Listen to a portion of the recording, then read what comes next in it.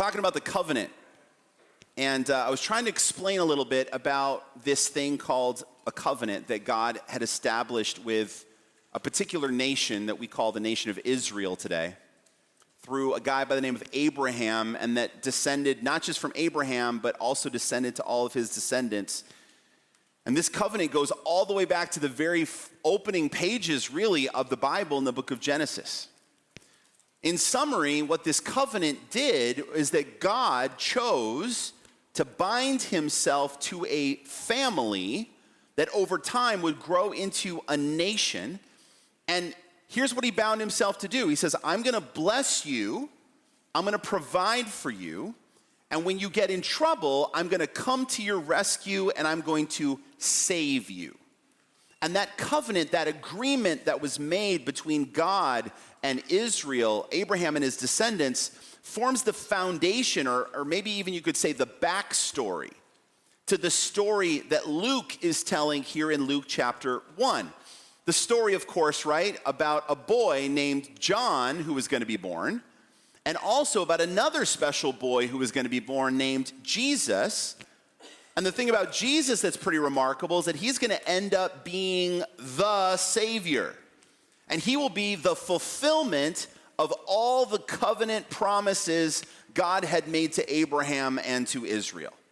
And our buddy Zechariah that we've been looking at here for a few weeks, he knows this. He's actually pretty fired up about this covenant. And so he's going to celebrate in this poem, this song that he has written, he's going to celebrate God's faithfulness to his covenant, and he cannot wait until his son John gets to get in on his part of God's plan to save his people. Now, this salvation that he's saying has come, it feels long overdue to the Israelites. The nation of Israel has been dominated by foreign powers repeatedly over the last 5 centuries or so before Zechariah's time. Currently, it's the empire of Rome who has its boot on Israel's neck. Spiritually, the people of Israel are a mess right now. They've abandoned their faith in God and have turned away from God, while at the same time holding on to an externalized form of religion. Israel is a mess. She is in desperate need of God to keep his covenant promises now more than she's ever needed him before, to show up and rescue her, to save her.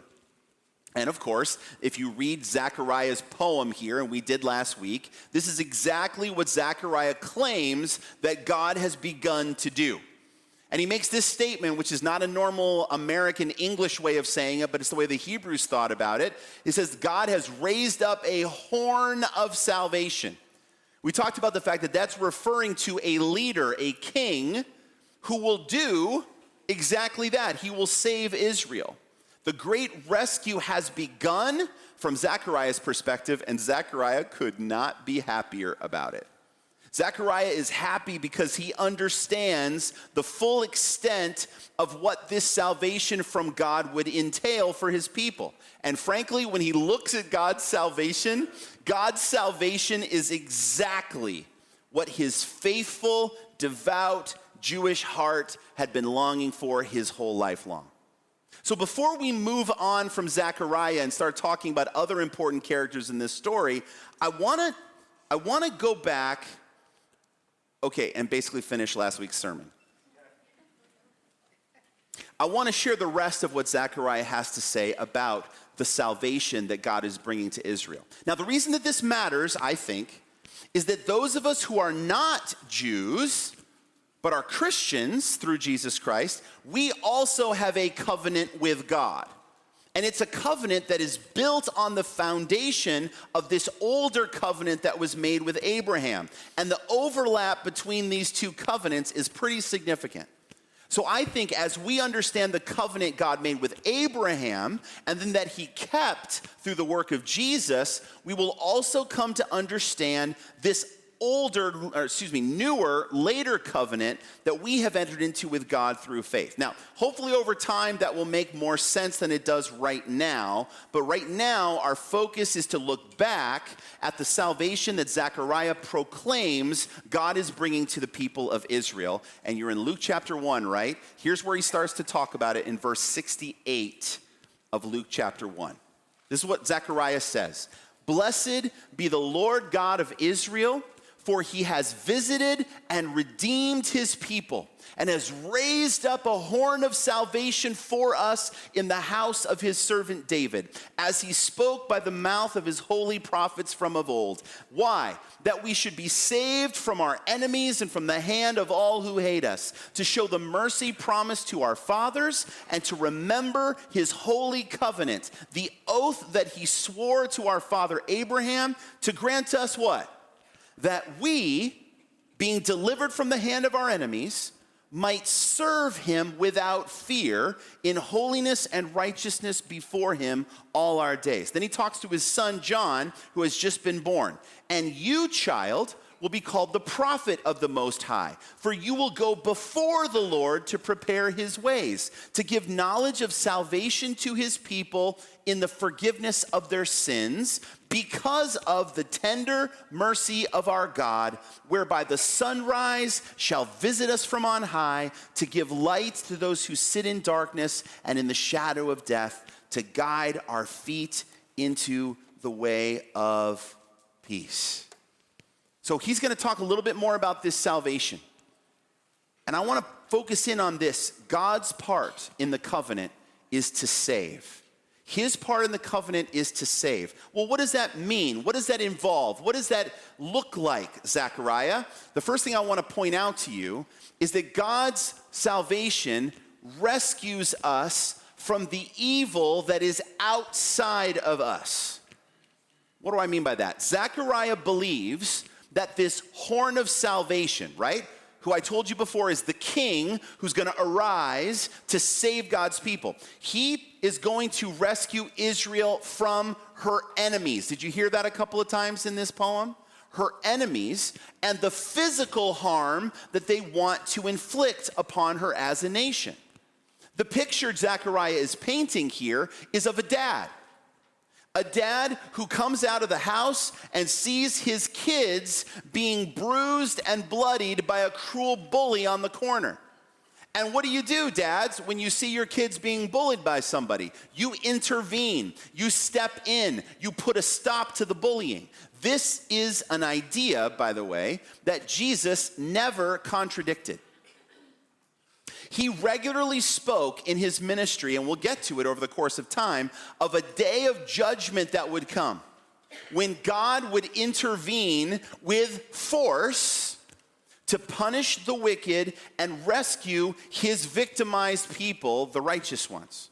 Okay? The Messiah, who we already called the horn of salvation, he would come to set up a kingdom one day where Israel as a nation would be safe from anyone who dared to hurt or oppress her. Now, Jesus quarreled with the Jews about the timing of that happening and their expectations of when God would deliver her from the evil forces outside of them, but he never disputed the fact that God intended to rescue Israel from the evil of the nations out there. The nations want to destroy and damage Israel. Rome is doing it at this time. And Jesus is saying, hey, look, guys, it's going to happen. Zechariah says this horn of salvation is going to deliver us from the hands of our enemies. So there is a physical element to salvation. Rescue from the forces out there that are arrayed to hurt and oppress us. But clearly, that is not all that Zechariah is talking about when he talks about salvation. Because you don't just need to be rescued from the evil that is out there. Probably the most important rescue that we need is to be rescued from the evil in here. Rescued from the evil inside of us. See, Israel had external enemies, sure. Rome is dominating their lives right now. But the most dangerous, damaging enemy of Israel is not the Romans. And Jesus makes this really, really clear all throughout his ministry. The most dangerous enemy Israel had was living inside of Israel. And the Messiah wasn't just coming to save you from the bad guys out there. The Messiah was coming to save you from the bad guy, bad girl in here. Take a look at verses 76 through 79. I just want to remind you of this. He's talking to John. He says, "You, child, will be called the prophet of the Most High. For you will go before the Lord to prepare his ways, to give knowledge of," here's our key word again, right? What is that key word?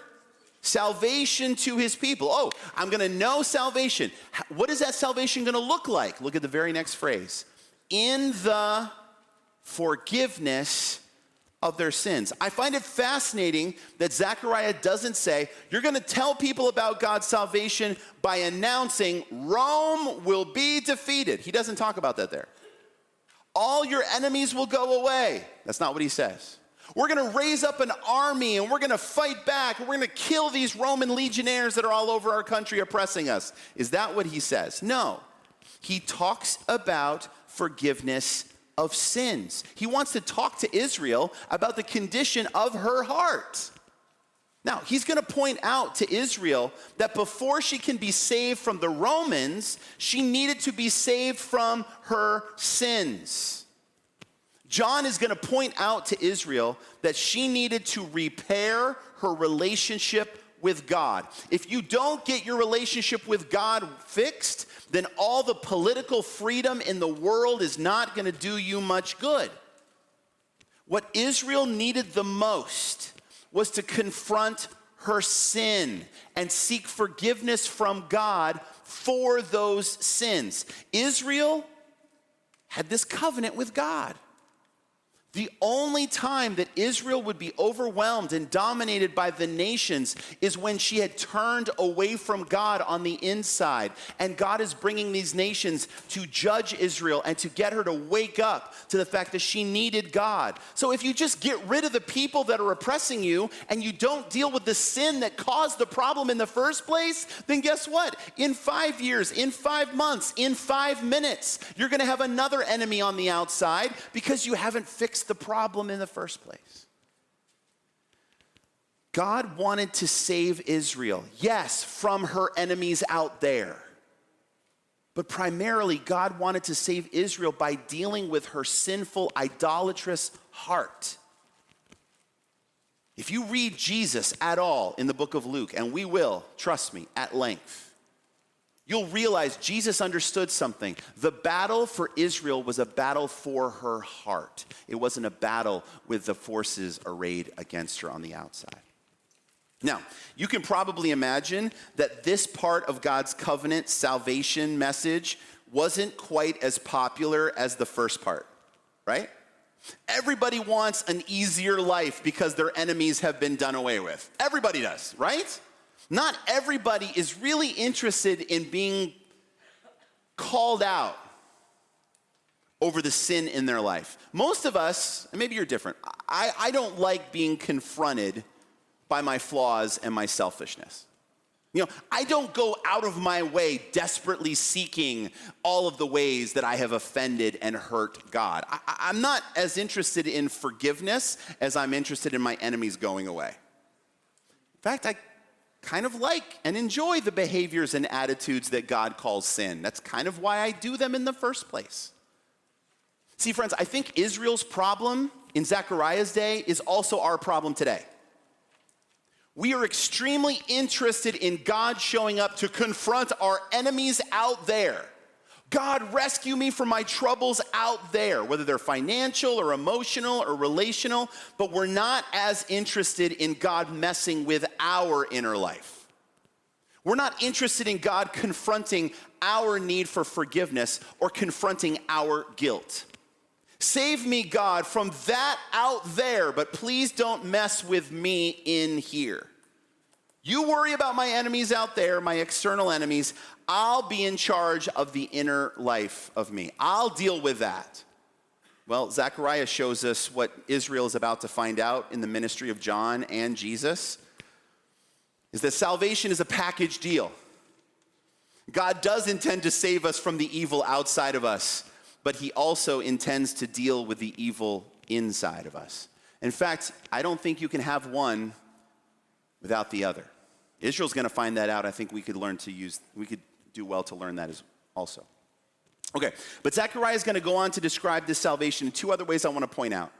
These are beautiful, clever metaphors that help us understand what salvation will do for Israel, what effect salvation will have on this nation when salvation comes in all of its fullness. Let me hit those verses one more time, verses 76 to 79, and point out a couple of new passages here.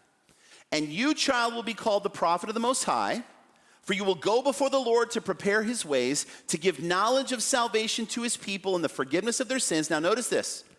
Because of the tender mercy of our God, whereby the sunrise shall visit us from on high, to give light to those who sit in darkness and in the shadow of death. What is he saying about salvation? He's saying salvation restores clarity and it gives us hope. Did you notice the first metaphor of salvation is like the sunrise? Have you ever been maybe on vacation, maybe you went camping or something like that, and you decided because you couldn't sleep because the ground is too hard, that's a true story, happened to me. You're gonna get up early and you're gonna watch the sun rise. Whatever your motivation, you drag yourself out of the tent, you sit there and you watch it. Isn't it a remarkable experience? Because one minute you're cold, shivering, sitting in the darkness. You look around and you really can't see what's around you. You can't distinguish one bush from the tree and, the probably scary animal hiding in the bush from the tree. You can't see any of that. You're just lost in the dark. And then all of a sudden, on the horizon, you see a faint glow. And that faint glow starts to grow and intensify with each second. And as it intensifies the light that the sun is casting onto the earth, all of a sudden it causes you to see everything around you in a new way, doesn't it? You become aware of yourself and your surroundings. You can see to go where you want to go, or maybe just to look at the things you want to look at. Before, in the dark, you were blind, but now you can see. Before, you were ignorant. You didn't even know what was around you, but now you can see and understand. That is what Zechariah says God's salvation is like. When God shows up, when God rescues you from all your enemies, both external and internal, you start to see things clearly. You start to understand things better than you did before. All of a sudden, you're aware, you're awake, you're alert. Friends, salvation is, in part, an awakening. And when the darkness retreats around you, you also experience a rebirth of hope. Why are children afraid of the dark? Because they can't see what they're afraid is hiding in the dark, right? They feel alone, they feel vulnerable. This thing could come and get me. But then you turn on the light or the sun comes up. When salvation comes, we start to look around the room and we realize there's no monster there. There's nothing to hurt us. We're safe. And the sunlight, the light, gives us that sense of new hope. Zechariah tells us, did you notice this? In verse 78, verse 79, to give light to those who sit in darkness and in the shadow of what? Death. Zechariah says, you know what, guys? Even death can't scare you anymore. Why? Because it doesn't hurt? No. Because you can see what you couldn't see before. And when you see God's mercy, and when you see God's victory over our enemies, even in that situation, even in the face of death, even with the shadow of death on you, you can have hope. You remember Jesus called himself the light of the world. You remember that?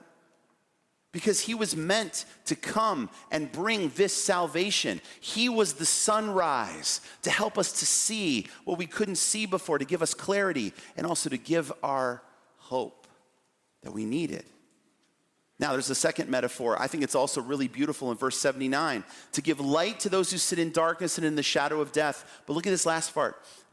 To guide our feet into the way of peace. God's salvation introduces us to peace. Now, more than anything, don't you long for peace? I mean, think about all the different arenas of your life where you face conflict. I'm talking about, and this is not necessarily the time of year for that, this is almost over, but when you're working the ground outside, don't you find conflict immediately? You have a plan to harvest, or you have a plan to cultivate crops. All of a sudden, you find conflict in the soil, conflict from the critters, conflict from weeds competing for the same resources, right? But then when you go outside of that, you look at our relationships. We have conflict in our relationships everywhere. Conflict in our work, conflict even amongst our families. And you know what? Forget about all those outside sources. Just in your own head, you have conflict, don't you? And Scripture reveals there's also a deep conflict that we may or may not be aware of. We have a deep conflict with God, too.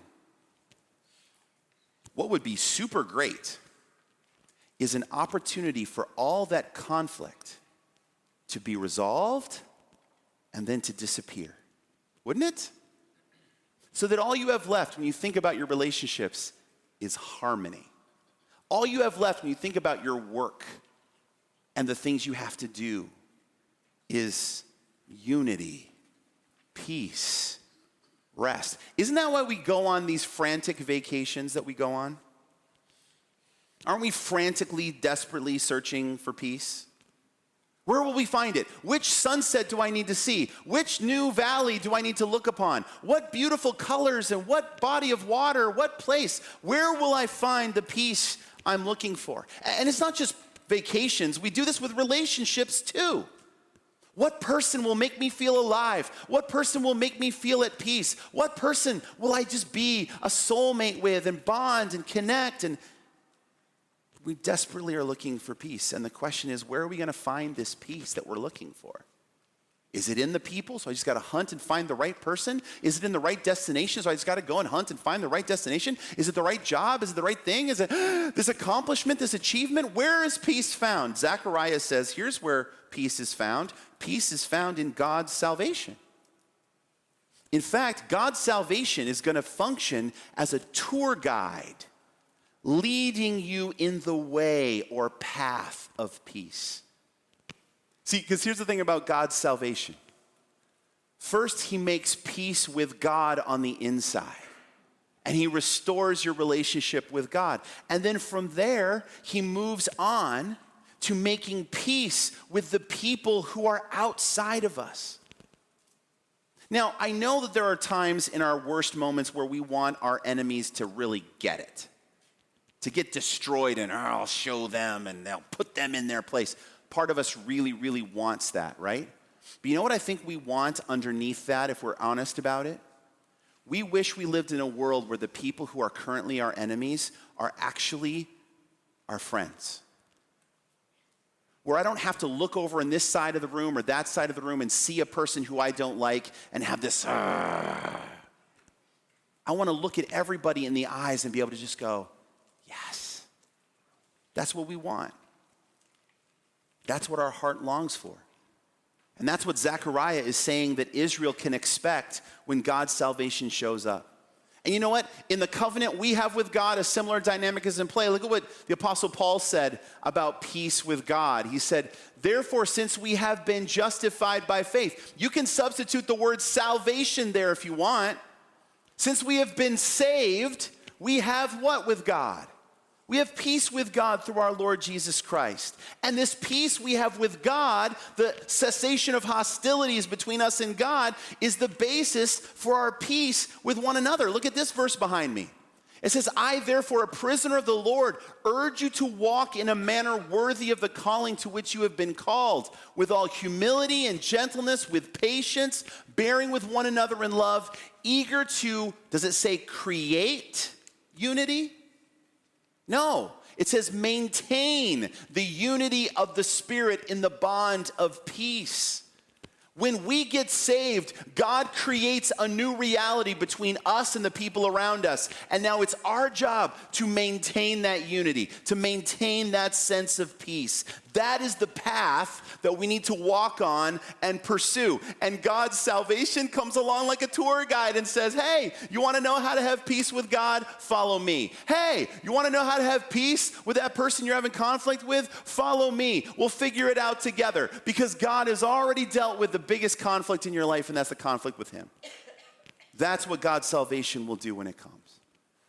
So friends, as we talk about salvation, I know we've been doing this for a couple of weeks now. Can you get the sense now that the covenant God made with Israel was the absolute best thing that had ever happened to that group of people? This covenant is going to rescue Israel from all of her enemies. Yes, the external ones, but also the internal enemy of our own sinfulness. It's going to restore clarity and hope. It's going to guide the nation into a pathway, a life of peace. I mean, no wonder Zechariah is so excited about all this, right? No wonder he can't wait until his baby boy John grows up so that John can begin to do his mission.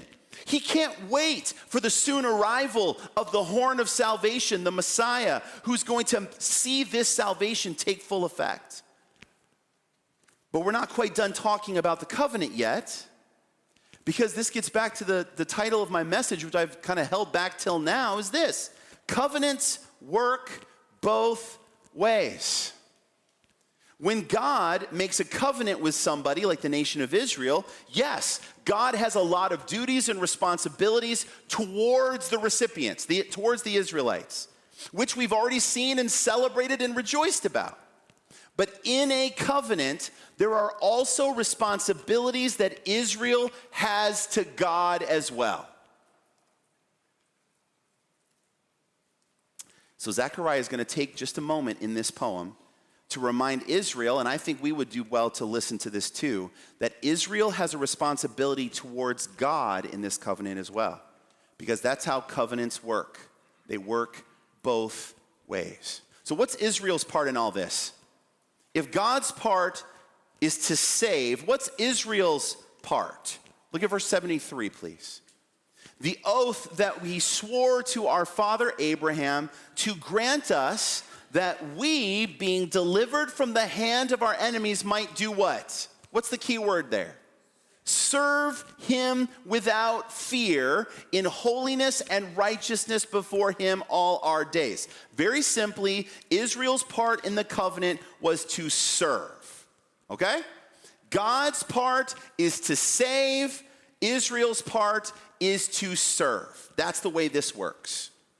Now, this needs a little bit of unpacking, but don't worry, all the stuff that I'm going to talk about is pretty close to the surface. It's not going to take a long time to explain. My first observation is this: when Israel served, she was responding to God's salvation, not earning it. Did you notice that in verse 73 to 74? Verse 73 says, to grant us that we, being delivered from the hand of our enemies, might serve. So my question is, which came first? Did the deliverance come first, or did the serving come first? Very clearly, the deliverance came first. In fact, Israel's service to God is dependent upon him delivering her in the first place. Israel is not going to somehow earn God's attention or earn God's salvation because she was faithful to serve him. In fact, the opposite is true. Israel needs deliverance because she has been terribly faithless. She's in a position where she can't serve God right now because she's a slave both on the inside, which is most important, and a slave on the outside. So God has to move first. God takes the initiative. God saves Israel based on his covenant faithfulness to his promise and his grace towards his people. And then once that salvation has happened, then Israel can respond by doing her part of serving. First, God does the saving, and then and only then can Israel respond by doing the serving. Now, we get this mixed up too. Let's not be too hard on Israel for a minute. Often we think we need to serve God first so that we can coax God into saving us. If I just do all the right things, then God will feel obligated to give me salvation, to let me go to heaven someday. And people talk about this all the time. Interesting even to listen to how President Trump talks about the idea of salvation. He's a very confused man about this concept. He doesn't get it, at least not yet. Maybe, Lord willing, he'll get it someday. We don't serve in order for God to decide to save. We serve in response to the fact that we've already been saved. God does the work in his grace, and then we respond to it. And again, I'm going back to an oldie bitty goodie. You ready, old church folk, some of you? Here we go. Ephesians chapter 2. For by what you have been saved? Is it your own personal effort? Your holiness, your righteousness, I did all these things for God that made it so that God saved me? Of course not. God didn't owe you a thing. It's his grace that brought about the salvation. And what was the method? It was through the faith that you exerted in Christ. And he says, this is not your own doing. You didn't get saved by your efforts. It's the gift of God. It's not a result of works so that no one may boast. This is, friends, this is a non-negotiable concept. I'm sorry. You don't negotiate with God over salvation. You don't come to God and say, God, here's how I want this to work. I will do X, Y, Z, Q, P, and X again, and then you will do this. That's not, you don't get to negotiate with God. God comes with salvation and says, do you want it? Here it is in a big giant box with a bow on it. You unwrap it the way I give it to you, or you decide to reject it. But you don't negotiate with God about salvation. It's already settled. We don't bring anything to the table when it comes to salvation except our willingness, or not, to receive it. But I want you to notice, friends, that's not the end of the story of this relationship we have with God. We don't just forever now live in a situation where we say, God saved me, thanks God, appreciate it, and then we do whatever we want. Because the very next verse says we are his workmanship. We've been created for what?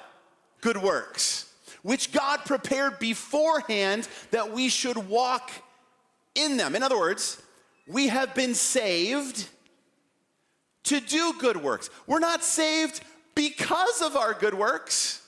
We're saved so that we can be free to do good works that God has prepared for us to do. First comes the saving, then comes the serving. Okay, well, let's get into this really quick. I only got a couple minutes left. So salvation, or serving God, means we respond, we don't earn, okay? It's his goodness, it's his grace. We respond to his grace with service. That's gratitude for all he's done. But what does it actually mean to serve God? There's a really interesting word for serve here. It's used several times in the New Testament, and when you look at all the different examples of it, I think this is probably the best summary of what this word serve means in the original language. You ready? Here we go. This is my best attempt. To serve God means I do whatever God says. Now, I wish there were a few little like, you know? Like, I'd love it if there was a little bit of wiggle room here. Like, are there a couple of escape routes so that I do most of what God says, but on a couple of things I kind of go, I'll make up my own mind? There's no loophole here, apparently. This word serve means I do whatever God says. Sometimes it's actually translated to worship, because the idea it communicates is this sense of I fall down in awe before the great God of the universe, and basically whatever he says, I'm ready to do. It's this idea of giving yourself, surrendering to him. I belong to him. He is my God. Therefore, I owe him this devotion and obedience. I am on his schedule. I am at his beck and call. He tells me to jump, and I don't give him snark. I just start jumping, and I don't stop until he tells me to stop. This is a word that talks about unconditional surrender, which is probably why it's not super popular to talk about. But friends, if you want to be saved by God, you got to understand the consequences. You're going to now serve, and if that's the case, then what that means is you're going to have a mental switch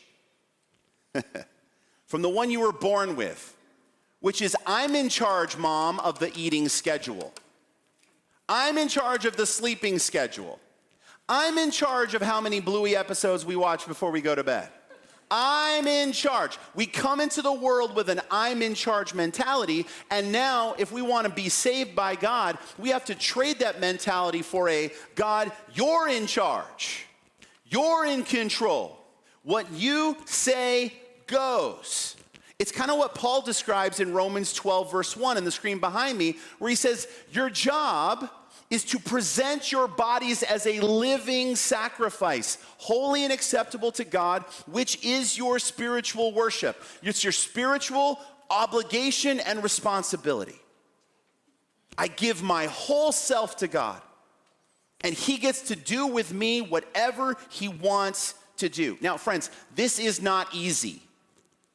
There's a reason most of us don't do it. But friends, I think what Zechariah is trying to tell us is that is what it means to be saved.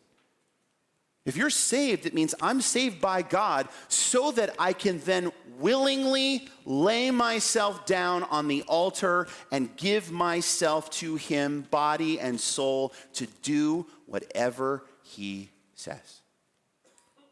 There's a little bit more. Look at verse 75. We're almost done. Hang in there. You're almost there. You're almost at the finish line. There's 26.2 miles in a marathon. We're in the 0.2, okay? Hang in there. Verse 75 says, we're going to serve him without fear in holiness and righteousness before him. Our serving of God, our doing whatever he says, is in a particular fashion. It's in holiness and in righteousness. And what that means when you summarize it for me is we set ourselves apart to live right. Holiness is not a complicated concept, really, when you think about it. Holiness is the act of pulling something away and setting it aside from being lost in the muddle of everything else. I've got all of these things. I'm going to pick one out and set it aside for a special purpose. That's what it means to be holy. I don't want to be a part of my old life, those satisfaction of selfish cravings. I don't want to live according to my standard anymore. I'm a servant. I'm here to do whatever God says. So that means I'm going to live life God's way, and it's going to conform to God's standards. Friends, this is hard to hear, but hear me if you can. When God saves us, he has an expectation of us that in response to his gracious gift of salvation, we will choose each day to progressively, more and more, step away from the attitudes and the actions that offend him. See, is this complicated? See, this is the thing that drives me crazy. This is not a complicated concept. Anytime you build a relationship with somebody, you begin the process of trying hard not to annoy them. Like we do it with everybody. We do it with everybody. Why is it that we think God is any different? Why do we think that God is going to be in a relationship with us and just be like, it doesn't really matter what God's standards, what God thinks. God just wants to love me as I am true to myself. What makes you think that? Trust me, when you start a brand new relationship with that special young lady or that special young man, they have expectations of how you're going to behave. Try just living as if they don't exist for a little while. See how that goes for you. It won't go well. Friends, to be holy and righteous just means I don't want to tick God off all the time. I want to live according to his standard. I want to get closer to him. I'm going to surrender my right to decide for myself what I think is good and bad. And I'm going to allow his revelation on these matters to determine what I actually do. Oh, our music is so great to us. It can't be wrong when it feels so good. But the thing is that God labeled that thing that feels so good, he labeled that bad.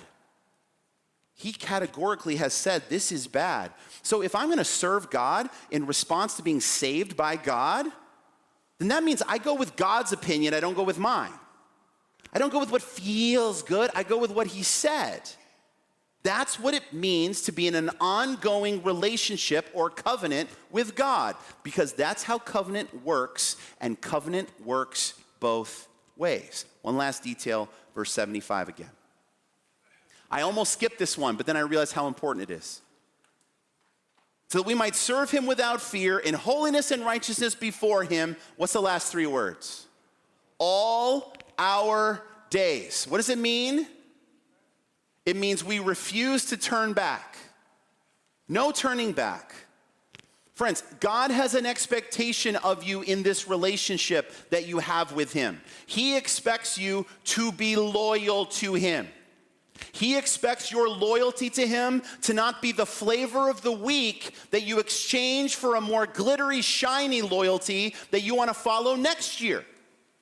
He expects that when you make a commitment to him, it's going to last your whole life long, because that's how covenants work. Covenants are not meant to be broken. Covenants are meant to be honored, to be, we call it keeping the covenant. Covenants are meant to be binding on us. Now, friends, many times when we first connect to God, we connect to God because it's convenient for us. Or actually, most often, we connect to God as a last-ditch effort because we're so desperate about our life, we don't know what else to do. So we connect to God. And then, if we're not committed to this concept, then what we do is we kind of walk along with God, arm in arm, until we see what we perceive to be a better option that comes along. And then we jump ship. If there's a thing that, boy, Americans, this is our thing, isn't it? We're always looking for an upgrade, baby. We have a car, we want a better car. We have a house, we want a bigger house. We have a job, we want a better job. We are always looking for an upgrade, and so sometimes when we relate to God, we bring that mindset into our relationship with him. And that's not how covenants work. Friends, if you want God to save you, he says, I want you to serve me. And he wants you to do it in holiness and in righteousness, and he wants you not to forget that last part. Please stick with this all your days. No turning back, right? The cross before me, the world behind me. We sing these songs sometimes. God has made that commitment to you, by the way. He said, I'll never leave you or forsake you. You ever given him reason to? Have you ever spat in his face? Have you ever looked at something he gave you and said, thanks, could I have something else? He's determined to stick with you all the way to the end. Isn't it reasonable that he should expect the same thing from you towards him? Covenants work both ways. Anyway, let me wrap this up. Can we agree Israel is blessed? Israel has a God, a faithful God, who is committed to his covenant promises. He is a God who has been willing to go to great lengths to save Israel from all of her enemies, both internal and external, and he has restored her hope, and he's helping guide her into the way of peace. This same God, friends, has made a covenant, a new covenant, with those of us who have come to believe in Jesus. Whether you're a Jew or you're a Gentile, doesn't matter. And if you're that person in a covenant with God, I want you to rejoice, because the covenant you're in with God is the best thing that has ever happened to you and will ever happen to you. But don't forget, friends, these covenants work both ways. Now that God has saved you, it's time to surrender yourself to God, to serve him the way he wishes you to set yourself apart, to live according to his standards, and then, friends, stick it out and stay for the long haul. God has entered into an eternal relationship with you. He will never leave you or forsake you, so let's do the same thing for him. With his help, by his grace, may we cling to him, and may we serve him in holiness and in righteousness all our days. Let's pray. God, thank you for this reminder from Zechariah, this powerful reminder about how covenants work. God, forgive us for the times when we forget. Forgive us for the times when we slip. Forgive us for the times when we insult you and we walk away from you and we let you down. I pray, God, that you would just bless us with the ability to serve you without fear in holiness and in righteousness all of our days. We know we can't do this without you. We even need your help to do what you tell us to do. But God, we know you're willing to give us that help to serve you if we're willing to surrender to you. So God, help us to climb onto that altar. Help us to make ourselves lie down as that living sacrifice, willing to do and to be whatever you want us to do and be whoever you want us to be. And I ask all these things in Jesus' precious name. Amen.